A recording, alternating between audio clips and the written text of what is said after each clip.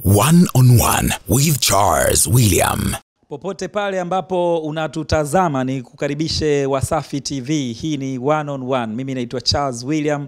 Fursa nyingine tena ya kufanya mazungumzo ya kitaifa. Tunazungumza na mmoja kati ya wanasiasa ambao sasa hivi wamekuwa wakitawala vyombo vya habari hapa nchini pamoja na mijadala mbalimbali ambayo inaendelea. Nipo na Doyo Hassan Doyo, katibu mkuu wa chama cha NLD, lakini pia tayari yeye ndiye mgombea urais wa chama hicho. Na maanisha mgombea urais katika uchaguzi mkuu ambao tunatarajia kama ratiba zitaenda vizuri, pengine mwezi wa 7 na mwezi wa 8 mwaka huu michakato ya kampeni inaweza kuwa tayari imeanza. Sasa chama cha NLD chenyewe tayari kina mgombea ambaye ndiye Doyo Hassan Doyo. Chama cha Mapinduzi chenyewe pia kilishafanya uteuzi wa mgombea kupitia azimio la mkutano mkuu mwezi Januari mwaka huu na kumtangaza Dr. Samia Suluhu Hassan pamoja na Dr. Emmanuel Nchimbi kuwa mgombea urais na mgombea mwenza kwenye urais wa Tanzania, lakini pia Dr. Hussein Ali Mwinyi kuwa mgombea urais kwa upande wa Zanzibar. NLD wamefuata nyayo wenyewe, pia mchakato wao tayari umeanza. Nimeambiwa unazunguka kwenye mikoa mbalimbali hapa Tanzania kukusanya wadhamini. Mpaka sasa hivi umezunguka wapi na wapi? Na mchakato huu mnaoanza ni mchakato wa ndani ya chama au ni mchakato wa nje ya chama? Kwa sababu mimi nadhani michakato ya ndani ya chama imeianza mapema sana kwenye mwezi huu wa 3 kuelekea wa 4 tayari mmeanza, na tunatarajia uchaguzi labda utakuwa mwezi wa 7. Kwanza nashukuru kupata nafasi hii. Cha kwanza mchakato wa chama ndani ya chama hatukuanza mapema kwa sababu una safari ndefu. Kwa mujibu wa kanuni ya chama chetu cha NLD ni kwamba mgombea wa nafasi yoyote ndani ya chama kabla ya mkutano unaomchagua lazima apate wadhamini wasiopungua 250 katika nafasi ya urais katika mikoa ya Tanzania bara, na haijapanga mikoa gani. Kwa hiyo unaweza kupata mikoa 3, 4, 5 ukakidhi, lakini kwa sharti lazima huo mchakato upande wa Zanzibar lazima upate mikoa isiyopungua 2. Kwa hiyo nimefanya Morogoro, nimefanya Dar es Salaam, nimefanya Pwani, nimefanya Tanga ambako ni nyumbani, na leo nilikuwa na safari ya kwenda Zanzibar, ndio nikapata mwaliko, nikaona nitapitia Dar es Salaam kwenda kwenye mikoa mmoja wa Unguja na mkoa mwingine wa Pemba ili kukidhi ile haja ya muungano. Kwa hiyo mchakato wetu ni mrefu, ndio maana tumeanza mapema. Na hii ina maana gani? Hii ina maana kwamba unapodhaminiwa na wanachama, hatua ya kwanza ni kwamba unawaandaa kwa ajili ya kuandaa wadhamini wa uchaguzi mkuu. Unapochukua fomu ya Tume ya Taifa ya Uchaguzi, unatakiwa una wadhamini katika fomu ya kugombea urais kwa mikoa 10. Kwa hiyo chama chetu kimeona kanuni zake ziendane na kanuni za Tume ya Taifa ya Uchaguzi kama zoezi kulianza mapema, ili wakati wa kuchukua fomu ile ya Tume ya Taifa ya Uchaguzi unapita njia zile zile za wale wadhamini ambao wamefanyaje, wamekudhamini. Kwa hiyo hatua ndio namalizia, nimebakisha mikoa 2 kwa ajili ya kumaliza udhamini wa chama ndani ya chama. Lakini pia mkutano mkuu maalum wa uchaguzi wa kumteua mgombea wa urais ni tarehe 10 mwezi wa 4. Kwa hiyo Doyo, chama kikuu cha upinzani hapa nchini Chadema kinasema kwa mazingira ya uchaguzi yaliyopo uchaguzi wa mwaka huu unapaswa kuzuiwa, na wamekuja na no reforms no election. Wakati Chadema wananadi no reforms no election, nyinyi mnapitisha mgombea urais tayari kwa ajili ya kuelekea kwenye uchaguzi mkuu wa nchi. Ina maana mnaona mazingira ya uchaguzi kwa maana ya sheria na taratibu zinaweza kuwawezesha nyinyi kupata ushindi? Uchaguzi ni vita ya kisiasa, sio vita ile ya bunduki. Uchaguzi ni vita ya kisiasa. Huwezi kujiandaa kwenda kwenye uchaguzi kutaka mpinzani wako ambaye yuko kwenye dola atengeneze mazingira ya wewe kushinda. Hilo halipo na linafahamika, na sio Tanzania tu, hili ni swala mtambuka. Ni maeneo mengi lakini watu wanashinda hivyo hivyo. Mfano Kenya, wakati Uhuru Kenyatta anaanguka kupitia KANU, katiba ya Kenya ilikuwa bado haijabadilishwa. Ni mfano tu wa nchi ya jirani kabisa hapo. Watu wameingia vile vile, wakajipanga vizuri, wakaweka mikakati vizuri, wakadhibiti maeneo ambayo wanaona yanaweza kuhatarisha usalama wao kisiasa, wakamshinda Uhuru Kenyatta mwaka 2002. Naam, KANU ikadondoka na katiba ile ambayo ilikuwa inawafavor watawala. Kwa hiyo hizi hadithi za no reform no election ni woga, ni chama cha siasa ambacho kinaoga kuingia katika uchaguzi. Kinaona labda hakijajiandaa vizuri, labda hakina uwezo wa kuweza kuataki CCM katika siasa. Kwa hiyo natafuta namna ya chaka la kujificha. Nataka kuniambia NLD imejiandaa vizuri kuliko Chadema? Yani kwanza nataka niweke sawa hili neno chama kikuu cha upinzani. Sijajua waandishi mnatumia vigezo gani kufanya hizo analysis mpaka chama kinaitwa chama kikuu cha upinzani. NLD haina diwani, haina mbunge, lakini Chadema ina mbunge mmoja wa Nkasi. ACT Wazalendo na wabunge 5 kutoka Zanzibar. Lakini Chadema ina wabunge wa viti maalum 19 ambao wanatakiwa kuwepo bungeni kama wangetaka kupeleka. Kama wangetaka? Manake wana jumla ya wabunge 20. Wapo hawataki. Yes. Kwa jumla wabunge wao ni 20. Ndio maana tunawaita chama kikuu cha upinzani. Kwa sababu sisi tunahesabu wanachama wa kuchaguliwa kwenye kura. Kwenye kura wenyewe ndo walishika nafasi ya pili nyuma ya CCM kwa matokeo 2020. Ndio maana tunaita chama kikuu cha upinzani. Na wakapata wabunge wangapi wa kuchaguliwa? Mbunge mmoja wa kuchaguliwa. Hiyo ndio hoja yangu kwamba unapopata mwakilishi wa kuchaguliwa na wananchi ndio tunapopima ukubwa wako, sio wingi wa watu kwenye mikutano. Ni chama kilichoshika nafasi ya pili kwenye kura za urais. Sawa, kama ni hivyo sasa hizo data mimi nazikubali kwamba kwa data hizo kula milioni 1 na akimbiza urais na za wabunge kuwa nyingi, lakini bila kuwa na wakilishi basi ni chama cha pili kwenye kura za urais. Tunakubaliana kwa hoja. Ndiyo. Sisi kwenye hiyo hoja yao ya no reform no election, sisi mazingira kama chama cha siasa tunakwenda kupambana nayo katika uchaguzi, kwa sababu hatuna namna nyingine ya kushika dola zaidi ya uchaguzi. Sasa mazingira yaliyopo kwenye uchaguzi huo ndio tunaoenda kupambana nayo, na ndio maana ya mapambano ya kisiasa. Kwa sababu ukitaka kufahamu wanadamu wana matatizo makubwa, chama ambacho umekitaja kimsingi kwenye mahojiano yangu sikutaka tutaje, lakini kwa sababu ndio mazingira yaliyopo watatusamehe, lakini tutakitaja kwa sababu ya kupita kwenye maelezo yetu. Mwenyekiti aliyopo sasa ambaye anazunguka na no reform no election, Tundu Lissu alizungumza wazi kwamba katiba ile ya chama ina matatizo, na akiingia kitu cha kwanza atakachokifanya ni kuhakikisha kwamba yale mazingira ile katiba ambayo yanawapa favor watu yanakwenda kufanyaje? Yaenda kubadilishwa. Katiba ya Chadema. Na amefanya mahojiano na vyombo vingi tu kwa hiyo kauli. Sasa tunaona ameanzisha jambo lingine jipya la no reform no election. Ile sasa aliyozungumza kwa wananchi kwamba ataifanyia marekebisho ameikimbia tayari. Kwa hiyo hao ndio binadamu walivyo, kwamba kile anachokiona kwa sasa ndicho anachoona ni tatizo. Lakini kile ambacho kipo kama tatizo haoni kwamba ni tatizo. Kwa hiyo sisi kama chama niwe muwazi na Watanzania watuamini, tunakwenda kupambana na mazingira yaliyopo kwenye uchaguzi ule, kwa sababu mazingira tunaona yameboreshwa kidogo tofauti na nyuma. Kwa mnauona mwanga kwa mazingira ya kisheria yaliyopo ya sasa hivi ya uchaguzi? Kabisa, kwa sababu marekebisho yaliyofanyika sisi kama chama tumeshiriki, lakini pia hata Chadema walishiriki kwenye reforms ambazo zimefanyika. Reform ambazo zimefanyika ni reform ambazo zinatupa moyo. Tulikuwa tunawalalamikia wasimamizi kuwa wakurugenzi wa halmashauri.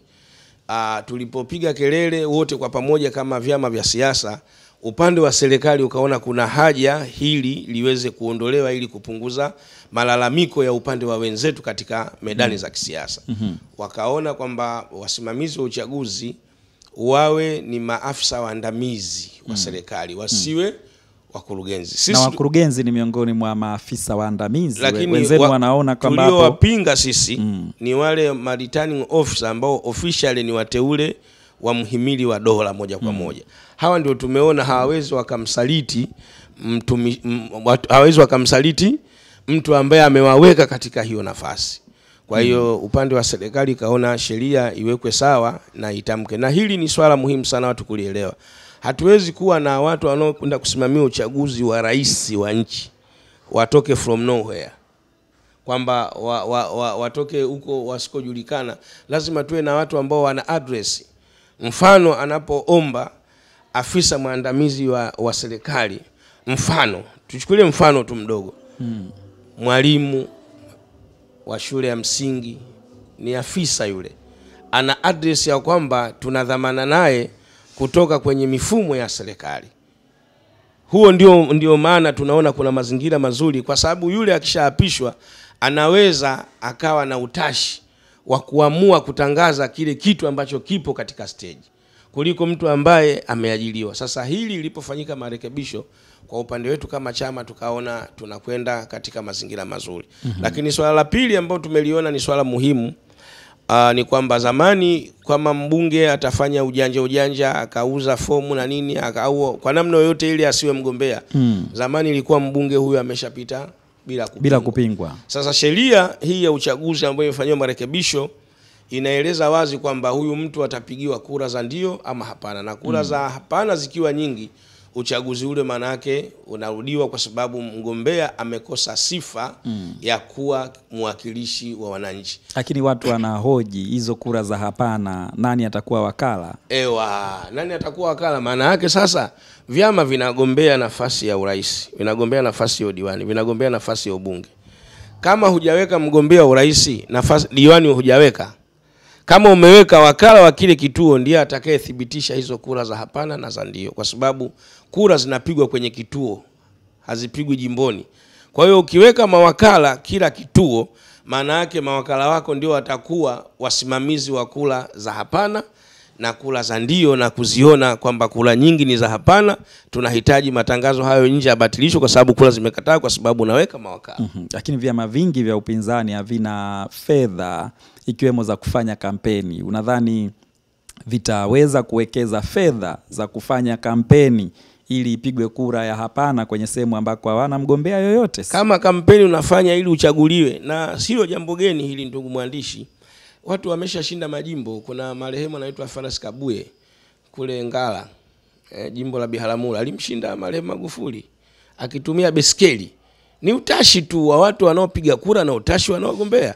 Lakini makamu mwenyekiti wa Chadema John Heche, nimeona amefanya interview, anasema wazi kwamba ndugu zangu wa Tanzania, uchaguzi sio fedha, uchaguzi ni commitment. Yeye ameshinda udiwani kwa kutumia beskeli, yeye ameshinda ubunge kwa kutumia gari ya kuazima, lakini alianza kupiga kampeni na pikipiki, makamu mwenyekiti wa Chadema. Maana yake ni commitment ya wagombea ndio inaweza kuleta results. Lakini mgombea aliyekatwa anawezaje kuamua atumie mamilioni yake kuzunguka? Nakuja sasa kwenye swali la msingi, ili tu kuomba watu wapige kura ya hapana. Yes kakatwa. Si alikuwa anakiwakilisha chama. Tuungane naye sasa afanye kampeni ya nyumba kwa nyumba, watu wakamkataa iliyopo kwa sababu yeye kakatwa. Kwa hiyo hii ni fursa kubwa ndugu mwandishi, ambao hutaki kuiona. Hii ni fursa kubwa sana ambayo kama watu wataenda kuitumia, hatuwezi kupata wabunge ambao hatuwataki katika majimbo. Kwa sababu mtu ambaye alitakiwa atumie fedha kutafuta ushindi, ukimwambia atumie fedha ili tu ipigwe hapana, haoni anavonufaika moja kwa moja, na hana uhakika pia kama hicho kitaweza kutokea. Maana yake anachagua kuhususia, kuachia mchakato tu uendelee kama ulivyo. Sasa sisi tumeandaa wanachama wetu, hatuna tabia ya kususa. Na mwanaume aliyekamilika au binadamu aliyekamilika, kususa si ajenda yake. Wewe ukija kuona tu mtu kila kitu hayumo, jua ana mapungufu makubwa sana katika ubongo wake. Haya ni mapambano. Unapotaka dola, hebu tujadili hapa kwenye kikao. Dola unashika serikali na vyombo vya ulinzi vyote. Watanzania tunaambiwa tuko milioni 62. Wakwako wote kimamlaka, wanyamapori, bahari yote hii, maziwa, mito, jeshi, mamlaka, wewe unaitwa amiri jeshi mkuu, alafu unakuwa na tabia za kususa mambo kwa sababu ya changamoto. Hiyo dola unataka kuiongozaje? Yaani hiki ni kipimo pia nyinyi kama wanataaluma kugundua uwezo wa viongozi wenu ambao wanataka kwenda kuchukua mamlaka. Haiwezekani unataka kwenda kugombea urais halafu unalialia sheria. Watu wanachukua serikali maeneo mengine na mitutu ya bunduki. Hivi hao wangeambiwa waende msituni wangeweza hawa, kama sheria hizi za kupiga kura mtu ukimdhibiti hawezi kuchukua kura yako unalalamikia. Kama watu wanaingia msituni, Museveni kapigana miaka 27. Lakini wao wanasema hawataki njia hiyo ya damu kumwagika kwa sababu wamekuwa wakishiriki kwenye chaguzi kwa sheria hizi na wanachama wao wengi wanadhurika ikiwemo kuuliwa na kujeruhiwa katikati ya michakato ya kulinda na kupigania kura, na wanasema kuiepuka njia hiyo ya damu ndio maana wanataka mabadiliko ili waende kwenye uchaguzi ambao uwanja umekaa sawa. Huoni kama wana hoja? Hoja za kwao ni za msingi kwa mtazamo wao. Lakini nataka nikupe siri ambayo labda haijawahi kuzungumzwa hapa, na wiki iliyopita nimeona mahojiano ya Profesa Lipumba na Fred Lwakatare, Alfred Lwakatare. CUF wakati wa mapambano mwaka 2001 kwa takwimu za Hashim Mbita, Tanzania kwa mara kwanza ilizalisha wakimbizi, lakini watu 70 wameuawa kwa taarifa ya tume. Si umenielewa? Hizo ni katika harakati za mapambano ya kuijenga demokrasia. Lakini hawajawahi kususa katika vikao vya kujenga hoja kwa ajili ya mabadiliko ya demokrasia katika nchi yetu. Kama mnakumbuka, mtu wa kwanza wa kudai hizi reform kwa maandamano ni Profesa Lipumba. Akavunjwa mkono pale Mbagala darajani, akapigwa na askari. Profesa akavunjwa mkono, akaenda jela. Na Profesa na chama cha CUF ndio watu wa kwanza waliodai mambo matatu: uchaguzi urejewe Zanzibar, matokeo yafutwe, na katiba iandikwe upya. Kama mnakumbuka, Profesa Lipumba na CUF, wakati huo tuko CUF. Lakini tumekuwa kwenye harakati hizo za kuijenga demokrasia kwa jasho na damu. Unapenda iendelee kuwa hivyo hivyo kwa jasho na damu? Kwanza hao watu hawapo sasa. Nikupe siri. Hao watu ninaoelezea mwaka 2001 hawapo chama chochote cha siasa. Ushahidi juzi hapa. Watanzania walio tayari kupigania hawapo. Mimi nawazungumzia kwa sababu mimi naishi mtaani. Hawapo, wameenda wapi? Siasa zimebadilika. Sasa hivi siasa ni za mazungumzo, sio za kuingia maungoni. Watu wameona athari za kupambana na dola. Sasa watu wanakwenda kwenye mazungumzo. Kwa hiyo mimi naamini zaidi kwenye mazungumzo kuliko kuandaa umma kwenda kuvuruga uchaguzi. Doyo, nyinyi kwenye uchaguzi wa vijiji, mitaa na vitongoji hamkuambulia chochote kwenye huo uchaguzi ambao unasema mnaamini kwenye mazungumzo, au kwenu ulikuwa huru na haki na mlichokipata kwenye uchaguzi ule ndio haki yenu? Niweke sawa kidogo. Kwanza tumepata wajumbe, tumepata wenye viti wa vitongoji. Tumepata wangapi? Tumepata wajumbe wasiopungua 21, wajumbe wa serikali ya mtaa, lakini tumepata mwenyekiti wa kijiji na kitongoji mkoa wa Manyara. Kwa hiyo sisi kwa hatua ambazo tumepata kwetu sisi ni faida. Kwenye nafasi zaidi ya 10,000 nyinyi mmepata 2 na unasema mmepata faida. Zamani tulikuwa hatuna nyuma ya hapo. Na siasa ni mchakato. Sasa hivi nikienda kupata wabunge 10 au 15, kwangu mimi ni faida kama chama. Kwa hiyo nyinyi mlitendewa haki kabisa kile kilichotokea mwaka jana? Sisi hatuzungumzii haki au kutotendewa haki. Sisi tunazungumzia uhalisia wa mchakato wa kujenga demokrasia. Na hapa ndugu mwandishi, lazima uelewe, Tanzania tuko kwenye mapambano ya kuijenga demokrasia yenyewe. Kwa watawala ni ngeni na kwa wanaoijenga ni wageni pia. Tunapozungumza demokrasia ni tungo za watu wageni katika fikira zao walizoona kwamba approach hii tukipeleka kwa watu wanaweza wakastruggle katika nafasi za uongozi na maisha. Kwa ni swala geni. Sasa dola ni ngeni, yenyewe inajiuliza tufanyeje hapa? Wanaojenga hiyo demokrasia na wenyewe ni wageni. Hapa katikati kutatokea nini? Lazima kuwepo na uvumilivu ili tuweze kufika katika hayo malengo. Kwa sababu sitaki nikuulize swali kwa sababu wewe umeniita hapa kwa ajili ya kutaka kupata faida na watu wengine. Lakini tunajiuliza Kwani hizo kategori za hiyo demokrasia ziweje ndio mtu anasema ewa hapa sawa? Kuna mtu anaweza akaziorodhesha hapa? Yani ule utaratibu sasa kwamba haya yakiwemo haya ndio hakuna tatizo lolote kwenye hiyo demokrasia na kwenye hiyo mifumo.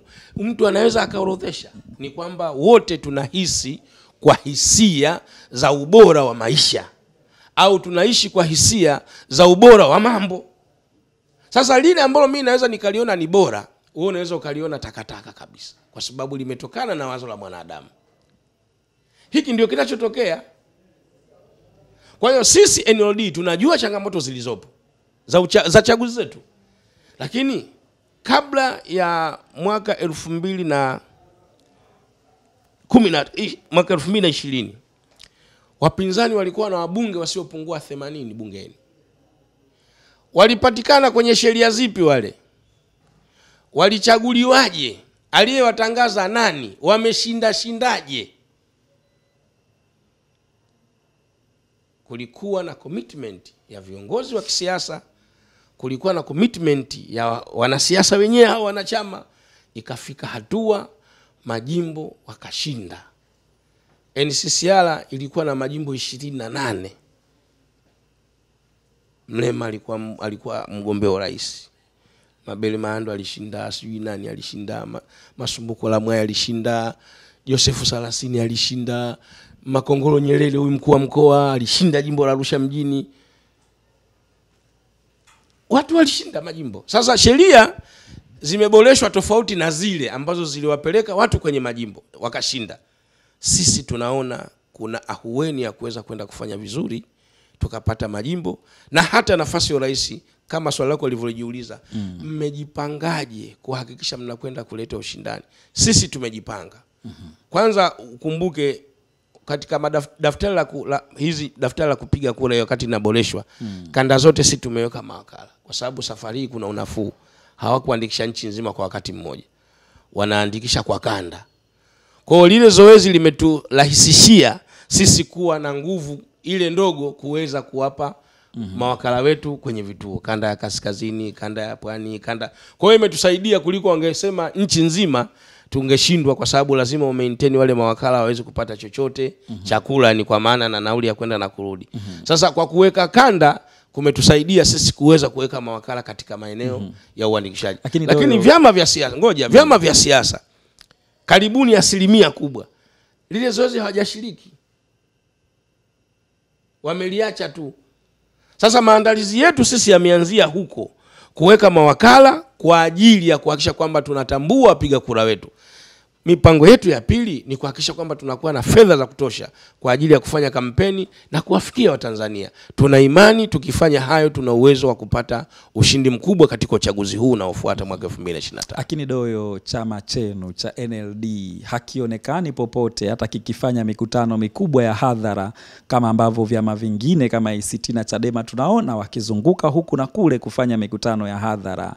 Nyie mnavizia wakati wa uchaguzi ndio mzisake kura, na unajua kampeni ni siku chache tu. Hata wewe ukigombea urais hutaweza kufika maeneo yote. Mtapataje hizo kura na kupata ushindi ambao mnautarajia? Kupata kura sio kufanya mikutano mikubwa. Kupata kura ni mpango mkakati wa namna ya kuweza kupata kura. Mpango wenu ni upi? Mpango wetu sisi ni nyumba kwa nyumba kwenda kukutana na wapiga kura ambao tunaumudu vizuri mno huo mpango.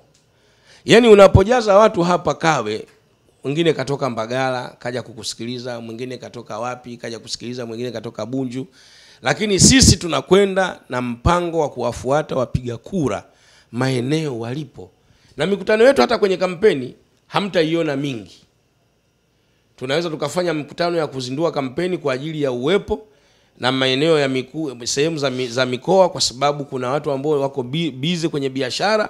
Baada ya hapo hamtuoni tunashuka chini kwenda kwa Watanzania wapiga kura ambao wapo wengi sana. Kwa hiyo mpango wetu ni mkubwa, ni mpango ambao unaenda kutupatia kura, kwa sababu tunaenda kukutana na mpiga kura. Hiyo nguvu ya mikutano sisi tuachia wenye uwezo wa kufanya hiyo mikutano, lakini tunajua kura sisi zinapatikana wapi. Lakini huo mpango haujawahi kuwa na matokeo chanya. Wamekuwepo wagombea wengi wa urais wanaosema wanapiga nyumba kwa nyumba. Hata Shibuda alijinadi hivyo 2020. Hajaenda nyumba hata moja. Lakini ukipita kwenye kura sasa hauoni chochote. Hizo kampeni za nyumba kwa nyumba zinaonyesha hazitoi matokeo yoyote chanya, au ni kivuli cha kujificha kutokufanya mikutano ukisema umefanya nyumba kwa nyumba. Nikupe tathmini sasa. Tafiti zinaonyesha mikutano ya hadhara inatoa uungwaji mkono 25% wa hiyo taasisi ya kisiasa. Kwa hiyo ukiona hakuna matokeo yaliyopatikana kwa hii programu niliyokupa, haikufanyika. Sisi tunakwenda kuifanya na matokeo utayaona, na uchaguzi unakuja. 25% tu ndio unapatikana kwenye majukwaa ya kisiasa. 75% ni door to door. Yeah. Sasa sera zenu kubwa mnazoenda nazo kifua mbele kwenye uchaguzi mkuu wa mwaka huu ni zipi? Kwanza, kauli mbiu yetu ni uzalendo, haki na maendeleo. Hiyo ndio kauli mbiu yetu. Lakini sera ambazo tunakwenda nazo, wakati natangaza nia, nimeeleza vipaumbele 10. Na hapa kama muda utaruhusu, nimesikia pale jamaa yetu tupe vitatu vikubwa. Cha kwanza nimekuja na kipaumbele cha ajira. Tumefanya utafiti wa kitaaluma kabisa kwamba ajira ni tatizo na sisi tuna uwezo wa kwenda kulimaliza. Lakini cha pili ni elimu. Na wametuuliza waandishi siku ile tunafanya ile press ya kutangaza nia, mnazungumza masuala ya elimu. Mbona tunaona serikali ya CCM na Mama Samia imefanya kazi kubwa sana kuhusu masuala ya elimu? Mimi nikawajibu kwamba elimu ambayo tunaizungumzia sio elimu hii ya AEO gagegigo. Ni elimu tija, elimu ambayo unampa Mtanzania akimaliza alipofikia anakwenda moja kwa moja katika soko la ajira. Ni juzi tu tumeshuhudia TRA umetangaza nafasi 1,100 ngapi. Kwenye interview umekwenda zaidi ya watu 7,000. Kwa hiyo hizi ni tafiti za kitaalamu, lakini pia ni tafiti za macho za kuona umuhimu wa kuja na ajenda ya kuondoa tatizo la ajira. Sasa unaweza kujiuliza hawa watu mtawapeleka wapi kwenye hizo ajira? Sisi hatuwazi kwenda kuwaajiri katika maofisi wavae tai na suti kama hivyo weke kalamu mifukoni, hapana.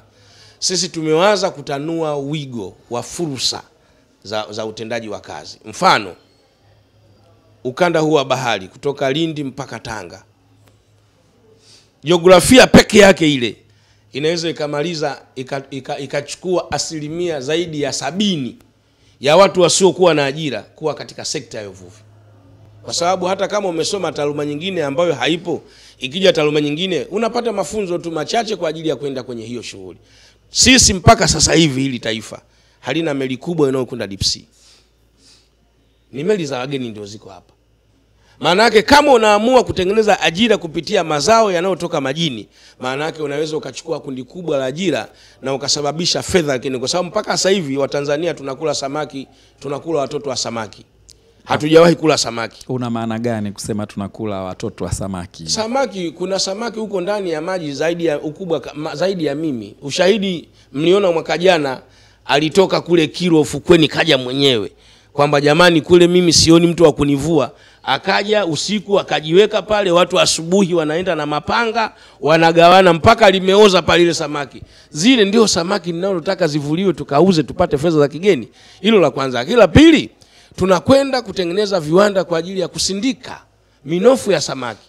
Kwa hiyo tutapandisha zao la samaki na thamani, lakini pia tutatengeneza ajira kwa sababu kutakuwa na viwanda ambavyo vinakwenda kusindika samaki. Vitakwenda kusindika mazao ya samaki na kuwa malighafi ambayo inakwenda kuuzwa kwa kutumia dola na nchi yetu kuingiza fedha za kigeni, lakini pia Watanzania kupata ajira. Kwa hiyo unaona ni namna gani ambao nimekuja na ufumbuzi kwamba kutumia jiografia inayotuzunguka na kwenda kutengeneza ajira kwa Watanzania ili waweze kuwa humo. Lakini sekta ya madini, dhahabu kiingia kwenye soko la dunia sasa hizi gramu moja ni shilingi 222,020.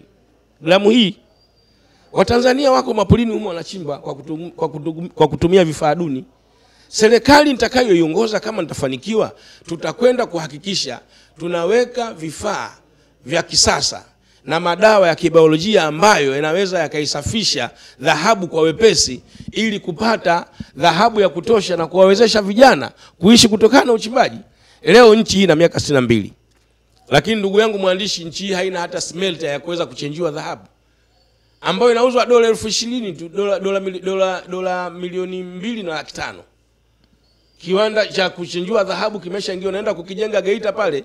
Vijana wakiokota mchanga wao, wakiokota miambayo kisha pasuliwa na kwenda pale, wanachenjuliwa dhahabu, wanapata nafuu, maisha yanakwenda. Sasa kama nchi haina smelter wakati na migodi ya dhahabu, maana yake dhahabu hiyo inachenjuliwa nje. Tunapoteza fedha nyingi, tunapoteza dhahabu nyingi. Endapo nitakwenda kuwa rais wa nchi hii, na wahakikishie wa Tanzania tunakwenda kununua smelter zaidi ya 2 ambazo zitakuja kujengwa kwa ajili ya kuchenjua dhahabu na kuongeza thamani, lakini pia tutakwenda kusababisha ajira kubwa kwa vijana ambao wako machimboni. Lakini sehemu nyingine ambayo nimeiweka kipaumbele ni kwenye kilimo na ufugaji. Pale nitakwenda kuhakikisha kwamba tunatengeneza skimu ambazo maji yake hayategemei mvua. Mimi hizi skimu za Waziri Bashe zinanishangaza, wakati wa kiangazi hakuna, zinakufa, mito inakauka. Skimu ambayo ni bora, ukienda ukifanya tafiti au ukiingia kwenye Google hapo, nchi kama China na Vietnam, skimu zao zitegemee mito ya asili. Wanachimba maji ardhini, wanajaza sehemu alafu wanatiririsha kwenye skimu. Kwa hiyo miaka inenda rudi, skimu zao zinafanya kazi. Nataka kuipeleka nchi huko. Nataka niipeleke nchi huko kwamba tunakuwa na skimu zinakazosababisha hazikauki maji, ambazo zitasababisha kilimo cha kila wakati. Kwa hiyo mtakula mahindi mabichi kila siku Dar es Salaam, mtakula mboga, tutafanya biashara ya kuuza mboga ndani na nje misimu yote, kwa sababu tunakwenda kutengeneza mazingira mazuri ya kutengeneza maji ambayo atakayosababisha wakulima waweze kulima vizuri na kutengeneza ajira za kutosha. Lakini kwenye mifugo nchi yetu haijafanya kazi. Kiwanda cha Peka hicho hapo, hicho kilikuwa kinachinja kwa siku ng'ombe 15,000. Mimi nimekulia hapo. Kiwanda kimekufa na soko tulikuwa nao kubwa tu nchini Misri. Na soko bado lipo. Lakini kiwanda kimekufa. Kwa sababu gani? Kwa sababu ya usimamizi mzuri hakuna.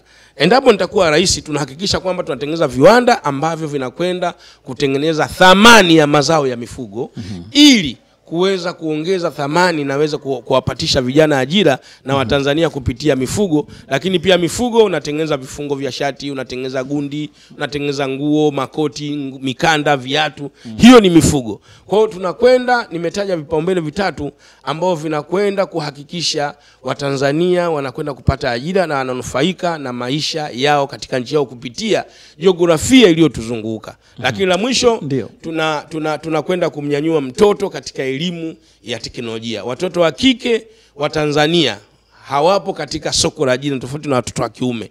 Kwa hiyo tumetengeneza sera ya maksudi kwenda kumuinua mtoto wa kike, kuhakikisha tunamuinua katika soko la teknolojia, soko la ajira katika teknolojia. Huyu ni Doyo Hassan Doyo, katibu mkuu wa chama cha NLD hapa nchini Tanzania, na ni mgombea urais wa chama hicho ambaye anasubiri maamuzi ya mkutano. Tarehe 10 mwezi wa 4 utafanyika mkutano mkuu. Utafanyika mkutano mkuu pale kwa ajili ya kumuidhinisha kuwa mgombea urais wa chama hicho, tayari kabisa kwa ajili ya uchaguzi mkuu wa mwaka huu, ambao mwezi wa 7 na wa 8 mwaka huu naweza tukashuhudia sasa kampeni rasmi zikiwa zinazinduliwa na vyama tofauti tofauti vya siasa. Sasa Doyo, umeona Chama cha Mapinduzi kimeshafanya uamuzi wa kupitisha azimio la kumpitisha Dr. Samia Suluhu Hassan na Dr. Emmanuel Nchimbi kuwa mgombea uraisi na mgombea mwenza wake. Kwa miamba hii miwili inayokuja hapo kwenye kampeni, kikiangalia na chama chako cha NLD ambacho kinategemea kampeni za nyumba kwa nyumba, lakini pia kikiwa kinaendelea kutafuta hata fedha ya kampeni, bado mnaitafuta, unaona kuna ushindani pale mkubwa utakaotokea, ama itakuwa ni kusindikiza Chama cha Mapinduzi kiweze kurudi tena kwa mara ya pili, kwa maana ya rais kuchaguliwa katika muhula wa pili? Nashukuru kwa swali hilo. Kwanza, nafasi za uongozi anazishikilia Mungu. Hakuna anayejua kesho yake. Na huwa napenda kuchukua mfano tu wa rais wetu ambaye yuko madarakani. Aliwahi kuelezea jumuiya ya kina mama Zanzibar kwamba mimi sikutaraji hata siku moja kuwa rais. Alikuwa UNDP mwenyewe kwenye kazi zake za kawaida. Watu wakamshauri gombea wakilishi, akagombea. Akawa mbunge kupitia baraza la wakilishi kuja katika bunge la Jamhuri ya Muungano wa Tanzania. Kikwete akampa nafasi ya naibu waziri wa mambo ya muungano. Anahadithia baadaye akawa waziri kamili, baadaye akagombea ubunge, akawa waziri kamili. Baada ya mabadiliko, baada ya bunge la katiba, akawa makamu wa Magufuli. Mwenyezi Mungu akamchukua Magufuli. Kwa mujibu wa katiba tu inasema kwamba makamu wa rais ndiye anakuwa rais. Hiyo ndio safari ya Samia. Yeye hajawahi kuminyana na mtu yoyote wala kutaniana na mtu yoyote kwamba mimi nitakuwa rais tu. Maana yake uongozi ama nafasi ya kiuongozi katika jamii anayeshikilia ni Mwenyezi Mungu. Sasa kivuli cha... Kwa hiyo mimi naamini, najibu sasa swali. Mimi naamini kama imeandikwa niwe rais wa nchi hii, naenda kuwa rais, kwa sababu nimetia nia na inshallah nikiwa hai nitagombea. Wapiga kura ndio watakaoamnishwa na huyu anayetoa nafasi kwamba rais wenu ni hiyo. Watapiga tu kwa sababu nitafika, nitazungumza nao na sera zetu ni hizi nzuri. Ukizungumza swala la ajira, vijana wote huko wanashangilia, kwa sababu katika vitu ambavyo CCM wameshindwa kukabiliana nalo ni swala la ajira. Kila mwaka wanakuja na mpango mpya. Mimi nimekuja kuonyesha na fursa na jiografia itakayosababisha watu wapate ajira. Mimi siwapeleki maofisini wa Tanzania. Mimi nawapeleka polini, mgodini wataenda mamilioni, kwa sababu tutawezesha kule mitambo. Tutapeleka madawa ya kibiolojia ambao watakwenda kuchinjua dhahabu. Tutawapeleka, tutawasukuma watu baharini. Lakini Doyo, tutawapeleka watu kwenye kilimo. Kwa hiyo nimeonyesha maeneo ambao nitakwenda kuwachukua wa Tanzania kwenda kuwapeleka ili waweze kupata maisha yao ya kila siku. Mimi siwezi kuahidi wa Tanzania kuajiri wawe mapolisi. Wewe unamwajiri vipi mtu awe polisi au mwanajeshi? Wanajeshi ni kazi maalum ya kitaaluma. Unaacha watu wachache unakwenda huko. Watu wengi unawamwaga mtaani. Saizi hapa wanakuja weekend, watu wanaotoka kwenye madini, mji unachangamka huu. Watu wanakwenda baharini jioni wanarudi na mameli, mji unachangamka. Nimejiandaa vizuri katika mipango ya kuhakikisha Watanzania wanakwenda kupata ajira kupitia sekta zilizoko katika nchi yetu. Mapumziko mafupi tunaenda, alafu tukirudi hapa bwana tutaendelea kuzungumza na Doyo, Hassan Doyo, mgombea urais wa chama cha NLD. Hii ni One on One na mimi ni Charles William, unatazama Wasafi TV. One on One with Charles William. Yes, asante kwa wewe ambaye bado unatufuatilia kupitia Wasafi TV. Tupo kwenye mazungumzo ya One on One. Tunazungumza na Doyo, Hassan Doyo, katibu mkuu wa chama cha NLD na mgombea urais wa chama hicho katika uchaguzi mkuu wa mwaka huu, ambaye anasubiri mkutano mkuu wa NLD uweze kumuidhinisha, lakini kwa sasa hivi tayari anaendelea kuzunguka katika maeneo tofauti tofauti kukusanya wadhamini ambao wanamwaga wino kwenye fomu zake kuonesha kwamba wanamuunga mkono. Na watu wameshangaa kukuona wewe unagombea urais kupitia NLD, kwa sababu mpaka Juni mwaka jana ulikuwa ni mwanachama wa chama cha ADC, lakini Septemba ghafla umekuwa mwanachama wa NLD na hapo hapo katibu mkuu wa chama. Wanajiuliza, ina maana hii NLD ilikuwa haina katibu mkuu, ilikuwa haina mgombea urais, imesubiri Doyo ambaye ameshindwa uchaguzi ADC kakimbilia NLD na hapo hapo amekuwa mgombea urais na amekuwa katibu mkuu wa chama? Kwanza kushangaa kwa mwanadamu huwezi kukuzuia. Hata ukiangusha hapo shilingi 500 hapo kifanya ngengele, yeye anashangaa tu. Kwa hiyo wala usipate shida. Cha msingi ni kwamba NLD baada ya uchaguzi wa chama cha ADC na kupata kula 70 na nikashindwa kwa kula 51. Kulikuwa na matatizo mengi ambayo sio vizuri kuyaelezea kwa sababu hayanihusu tena. Lakini nilikata rufaa ndani ya chama kuonyesha kutoridhishwa na zile taratibu zilizofanyika za uchaguzi. Na kamati ya rufaa haikutoa ushirikiano wa namna ambavyo wanatakiwa wajibu ili mwanachama aweze kuwa ameridhika. Hawakujibu kabisa dokumenti zile. Kwa hiyo wakati tunashughulika na hayo maswala tukafungua kesi mahakama kuu, kwa taarifa tu kama hamfahamu. Wakati na kesi mahakama kuu ya kutetea haki yangu ambayo naona iliporwa ndani ya chama, ndio viongozi wa chama cha NLD wakaja kunishauri kwamba hakuna sababu ya kufanya kesi Doyo. Tunahitaji huduma yako kwa sababu wewe ni mzoefu kwenye siasa. Mimi kwenye siasa tokea mwaka 1993 tarehe 25 mwezi wa 4 nilikabidhiwa kadi langu na mzee Mapalala, James Mapalala, pale nyumbani kwake Moroko. Wakati huo ndio ofisi ziko pale, hazijahamia Buguruni. Kwa hiyo kwenye siasa hizi za upinzani nina muda mrefu na nazifahamu changamoto zake, na najivunia hilo kwamba wanasiasa wengi ambao wapo katika ulingo wa siasa kwa sasa katika kujiunga na vyama vyao hivyo walivyokuwa navyo, mimi ni senior wao. Najivunia kwa hilo kwamba muda mrefu nimo kwenye hii fani ya siasa. Kwa hiyo wao wakaona kwamba Doyo rufaa hajajibiwa, ambayo ingetoa picha kama uchaguzi unarejewa au vipi. Yaani ingejibiwa ungejua position yako. Lakini amekwenda mahakamani. Mahakama inaweza ikachukua muda mrefu zaidi ya mwaka mmoja, miaka miwili, kutokana na ile position ya mahakama ikoje. Kwa nini sasa usije tukasaidiana kuikuza demokrasia kupitia NLD? Lakini Doyo, kwa hiyo najibu, kwa hiyo mimi nikakubaliana nao. Kwa hiyo cha kwanza wakashauri tufute kesi. Wasema huwezi kuwa kwenye chama halafu na kesi na chama kingine. Kwa hiyo nikashauriana na wenzangu kwa sababu nilikuwa na timu, nikashauriana na wenzangu tukakubaliana nifute kesi. Kwa hiyo nikajiunga na NLD. Wakati najiunga na NLD wiki mbili kabla wana mkutano mkuu wa chama. Sawa, wakaiomba halmashauri kuu kwamba katibu ambaye tuko naye ameamua kuacha mwenyewe kwa sababu ni mzee wetu, anaitwa mzee Tozi Matwanga. Ni mzee sana, amepumzika.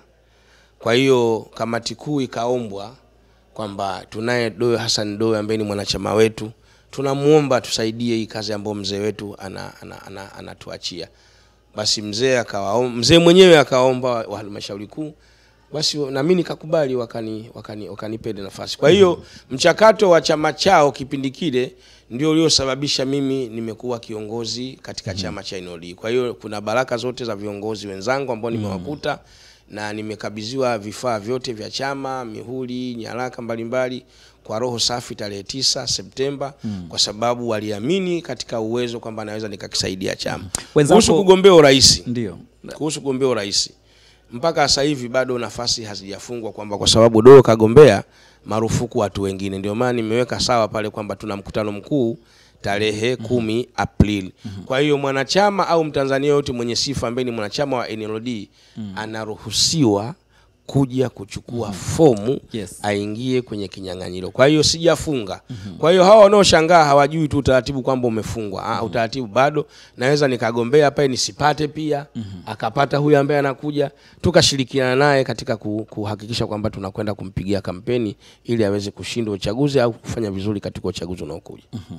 Wenzako wanasema umekuwa ukitangatanga kwenye vyama vya siasa hivi, kwa maana kwamba ulikuwa ndani ya kafu, ulipoona mazingira yako sawa umekimbilia ADC, ukapata ukatibu mkuu, ulipotaka uwenyekiti ukakosa tu, umekimbia kuelekea NLD, na wanawasiwasi hata NLD nako ukikosa tu madaraka unaweza kutimka muda wote, kwamba ni mwanasiasa unayetangatanga sana. Kwanza ng'ombe mwenye afya ni yule anayetafuta malisho. Hilo la kwanza. Mimi kafu sikuondoka, nimefukuzwa tarehe 4 mwezi wa kwanza mwaka 2011. Sawa, kwa hiyo ulifukuzwa kwa kwenda mahakamani kinyume na katiba ya chama. Nimefukuzwa kwamba nimekosa maadili na nini, visingizio vingi tu, na nilifukuzwa mimi na Mheshimiwa Ahmadi. Kwa hiyo sikutoka. Hao wanaojenga hizo hoja kupitia kipindi hiki wajue kwamba pale nimefukuzwa chama. Na ili ujue kwamba ilikuwa nahitaji kuwa kwenye chama changu, nilikwenda kuzuia hukumu ile mahakamani. Hilo la kwanza. Kila pili, mimi sikwenda ADC. Mimi nimeianzisha ADC. Kwa hiyo hawa wanaosema na tangatanga wajue kwamba mimi sijahamia ADC. ADC nimeijenga kwa idea yangu, kwa mkono wangu, kwa kalamu yangu. Na ndio maana kwenye kadi la wanachama mimi namba 2. Namba 1 tumempa Hamad Rashid Mohamed kwa heshima, kwa sababu kipindi kile alikuwa mbunge, anatoka bungeni, tukampokea pale tukampa kadi namba 1. Kinyume chake, kama asingekuwa yeye tumempa heshima, hilo kadi namba 1 angekuwa nalo Doyo. Kwa hiyo waambie hawa ambao wanasema Natanga kule si kwenda, ila nimeenda kutengeneza changu. Si kwenda ambacho umekikimbia pia baada ya kushindwa uchaguzi. Sijakikimbia. Niliposhindwa uchaguzi kwa mujibu wa taratibu tulizojiwekea, nikakata rufaa ya ndani ya chama ambao haikujibiwa. Unafanyaje? Na wewe unaona kabisa haya hayako sawa. Wenzangu nijibuni, hawakujibu. Unafanyaje? Na wewe huwezi kukaa bila cheo ndani ya chama cha siasa. Sio cheo tu.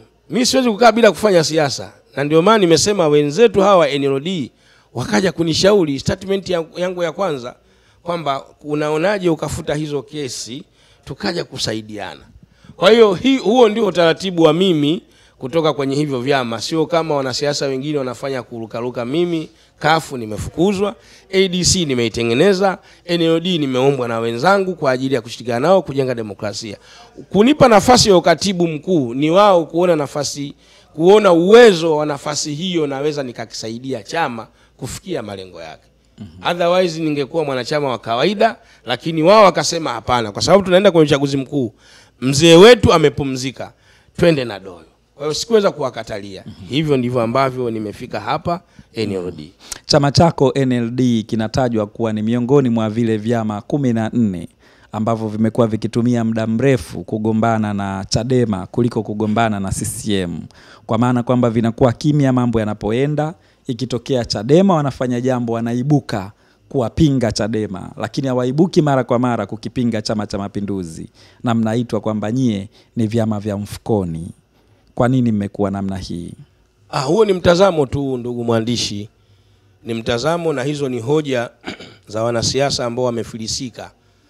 Kwa sababu nakumbuka hata Maalim Seif alipokuwa anashughulikia masuala ya Wazanzibari kuuawa kule, wakakutana na Mangula, wakakutana na CCM kwa ajili ya kutengeneza muafaka. Watu walibeza, walimwambia anatumika na CCM.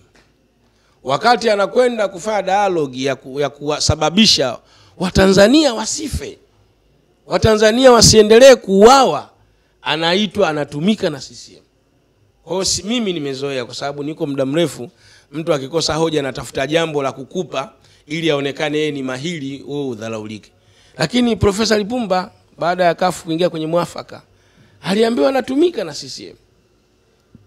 Lakini Zito Kabwe alipokuwa na mgogoro kati ya Chadema na Zito, Chadema na wanaharakati wengine walisema Zito anatumika na CCM. Kwa hiyo hizo ni hoja za watu waliofilisika kichwani, hawana hoja za kukujengea dhidi yako, wanatafuta hoja nyepesi kukuvuruga. Kwa hiyo mimi siamini kwamba hizo hoja zina msingi, kwa sababu hakuna mwanasiasa ambaye amepita kwenye mapito asiambiwa hayo maneno kwamba anatumika na CCM. Yaani wanaona kusema mtu anatumika na CCM ni jambo chafu kweli kweli. Lakini kwa nini nyie mmekuwa mkigombana zaidi na Chadema kuliko kugombana na CCM? Hatujawahi kugombana na Chadema sisi, isipokuwa Chadema ni walafi. Walafi wa NLD ilikuwa miongoni mwa vyama vya Ukawa, kama unakumbuka vizuri.